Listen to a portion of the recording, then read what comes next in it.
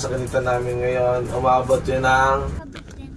So, ito na nga guys. Ngayon na ipawi kami sa aming bahay kasi may dadaanan kami at saka i-check muna namin kung magkano na or puno na ba yung aming coin slot. Dapat tawag doon. Basta yung inuhulugan ng pera.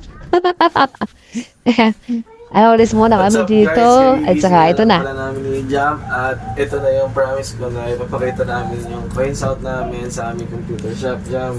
Siyempre dahil naka-uniform ulit ako, kaya naisipan namin mag-video. Sakto-sakto naman. Ito yung na-collect namin. So, itong mga pisuhin. Tapos, ito yung mga 10 coins and dito naman nakahiwala yung mga 5 coins. Dito pa yung una naming coins out. Ito yung kinita namin nung unang month. So, all in all, sa nagastos namin at saka sa kinita namin ngayon, umabot yun ng bilangin muna namin mamaya. Okay?